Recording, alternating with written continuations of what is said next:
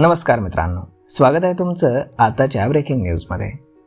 मित्रांनो, पुरंदरला आंतरराष्ट्रीय विमानतळ होत असल्यानं पुरंदर परिसरामध्ये मुंबई आणि पुण्यातील बड्या मंडळींनी शासकीय दराने व्यवहार दाखवत जमिनींची खरेदी करून काळ्या पैशाचे पांढरे केल्याचं वास्तव समोर आलंय।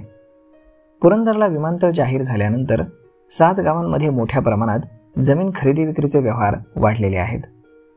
पुरंदर तालुक्यातील वनपुरी, कुंभारवळण, उदाचीवाडी, एकहतपूर, मुंजवडी, पारगाव मेमाने, खानवडी या 7 गावांमध्ये सुमारे 3265 सर्वे क्रमांक आहेत।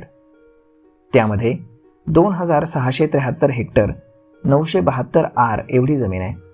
मागच्या 2 वर्षांमध्ये विमानतळ होणार म्हणून घोषणा झाल्यानं या ठिकाणी मुंबई आणि पुणे परिसरातील बड्या मंडळींनी मोठी गुंतवणूक केली। या परिसरातील जमिनीचे दर अगदी गगनाला भिडलेत। बाजारभावानुसार 75 ते 85 लाख एकरी असे व्यवहार झालेले आहेत। या ठिकाणी असलेला रेडी रेकनरचा दर हा बाजारभावाच्या तुलनेने खूप कमी आहे। सध्या जिरायतीला 15 ते 20 लाख रुपये तर बागायतीला 20 ते 22 लाखांचा दर आहे। मात्र गुंतवणूकदारांनी या ठिकाणी मोठ्या रकमेच्या दराने जमिनी खरेदी केलेल्या आहेत।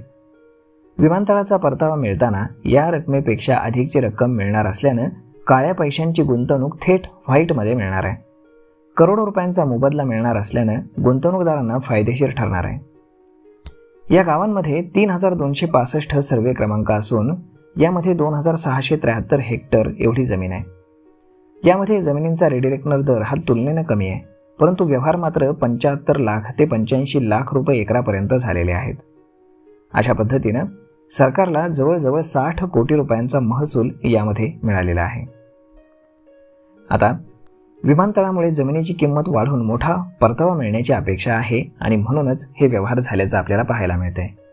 यामध्ये शासनाने लक्ष घालावं अशीही मागणी होत आहे, कारण यामध्ये काळ्या पैशाचे पैसे पांढरे करण्याची प्रक्रिया सध्या सुरू आहे म्हणून।